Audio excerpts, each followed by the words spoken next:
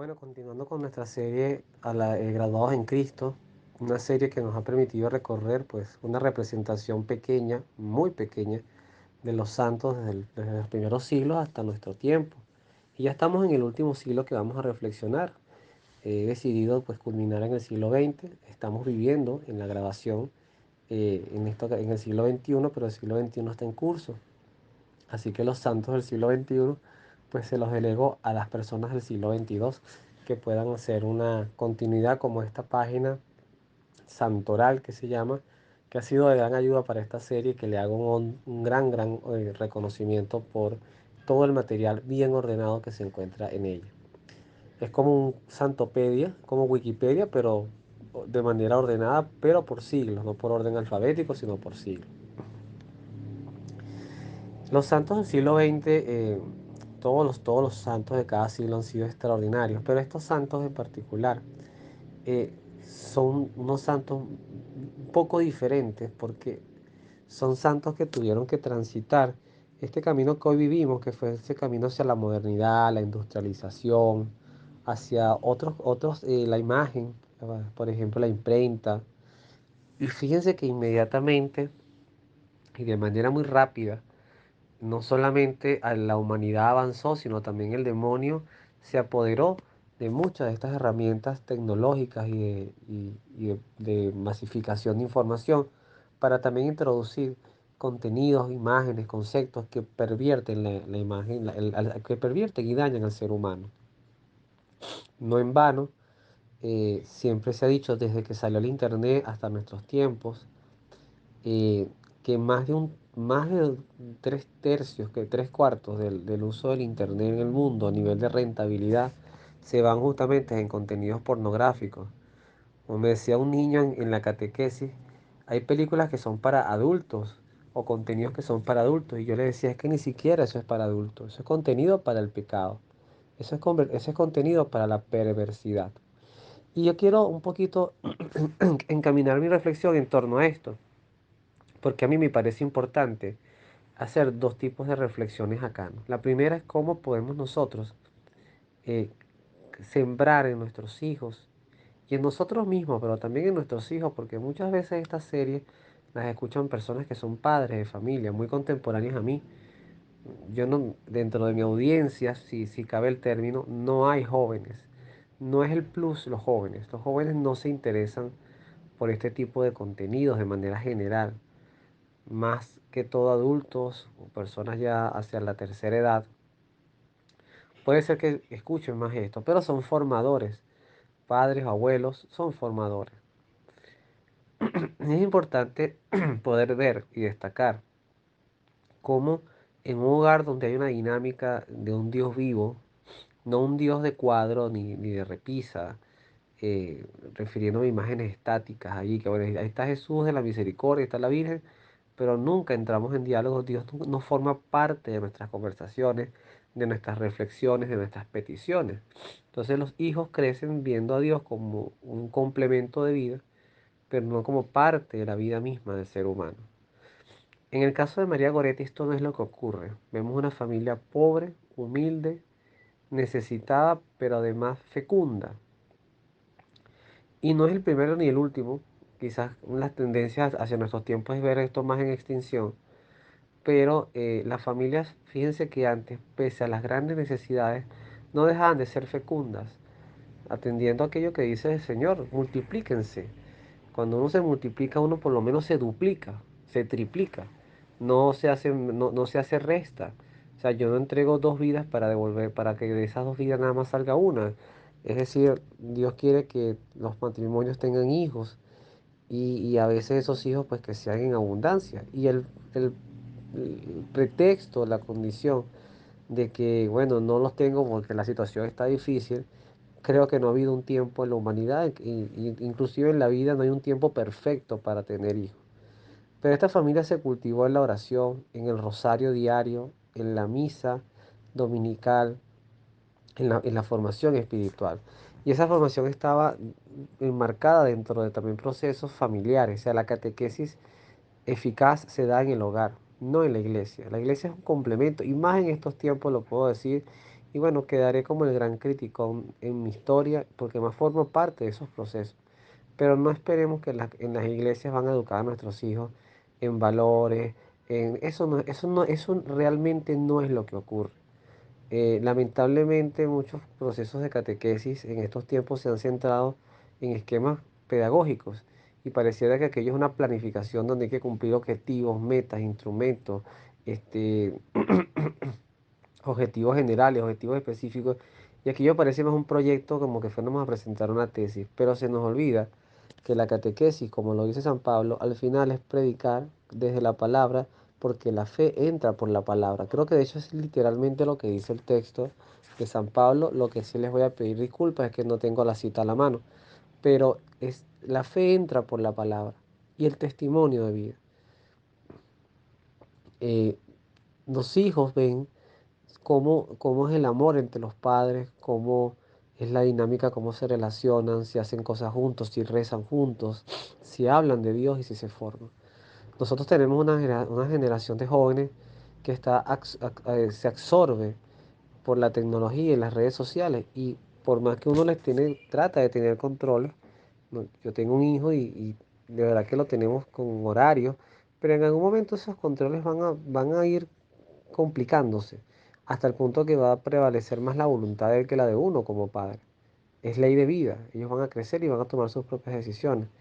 Y si no hay un romance entre la vida de servicio, entre dedicarle también tiempo a Dios, entre tener amigos, buenos amigos, saber hacer un discernimiento de las buenas amistades, pues van a conseguirse en la vida el otro extremo que es representado por este muchacho Alessandro.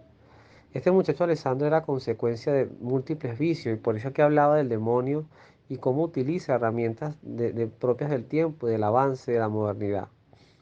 Cuando hablamos de un joven que tenía imágenes, vamos a decirlo en un lenguaje más explícito, imágenes pornográficas en su salón, que además tenía una violencia sexual en su mente, estaba esclavizado o poseído por sus propias pasiones, pues no dejó margen a la duda de desembocarse a ver a esta niña, que además era una santa, pero no porque no fuese, si hubiese sido menos santa, no hubiese tenido la misma dignidad. Yo iba leyendo la historia y de verdad uno se iba como conmoviendo, porque además ves que la niña, no es que María quería morir, no es que María estaba tan enamorada de Jesús que anhelaba como Santa Teresa de Jesús el martirio para ir al cielo.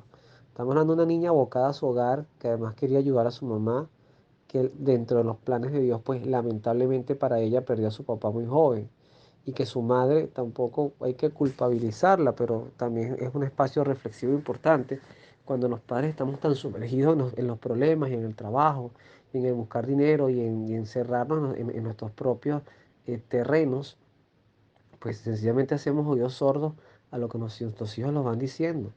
Y hoy, no menos que antes, yo diría que hasta puede ser que más, nuestros hijos siguen siendo presas para el abuso sexual, para el abuso físico, para la depresión, para el maltrato.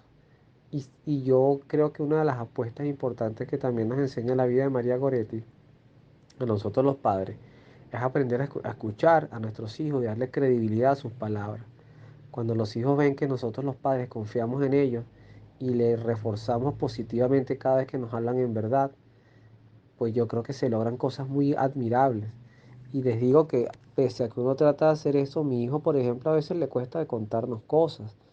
Y a veces cuando las logra decir y lo que tiene son 6 años, lo dice con lágrimas, porque en su colegio, en su salón, y eso pasa en todas las aulas de todos los colegios, no porque sea un colegio particular, pues hay niños que lo empujan, que lo maltratan. Y él tiene sus cosas que hay que atajar. Es muy hablador, es impositivo, generalmente no deja hablar a más nadie. O sea, uno tiene que reconocer las cosas en virtudes y debilidades. Pero sé por otra parte que no es un niño agresivo.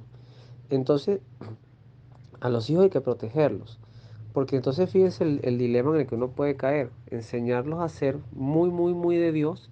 Es como que son muy, muy, muy inocentes y al final pueden terminar siendo muy pero no voy a decir otra palabra porque no me gusta hablar con groserías en temas de evangelización.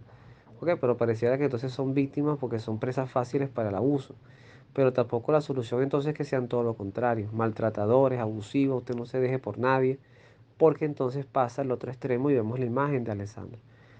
Yo particularmente no recomiendo a ningún padre, a ninguno, especialmente cuando se trata de hijos varones, que los estén induciendo a la pornografía, ni que les aplaudan la masturbación, ni que les aplaudan este tipo de vicios, porque al final terminan construyendo monstruos que pueden ser maltratadores y abusadores de jovencitas, de niñas, ¿ok? Igualmente las mujeres, aprender a darles identidad, personalidad y también forjarlas y sobre todo que crezcan en la confianza. Es terrible. Yo me pongo en el lugar de su papá, que obviamente estaría allá en el cielo o en el purgatorio, porque además me gusta esa imagen. Eso habla de la madurez de María Goretti. La imagen de esa niña ante la tumba de su papá orando por su salvación. Es decir, que María entendía claramente que el cielo se va, sí se va y se va la gente buena y Dios es misericordioso, pero que también tenemos que orar por nuestros difuntos porque la gran mayoría, si no todos, pasan por el purgatorio tiempos prolongados para purificarse. Esos son tiempos de sufrimiento. Quieran o no predicarlo, voy a tomar las palabras de un sacerdote argentino que estoy escuchando ahora. Se llama Javier, no me acuerdo ahorita el apellido. Y él decía esto, de hecho lo escuchaba justamente el día que hago esta grabación.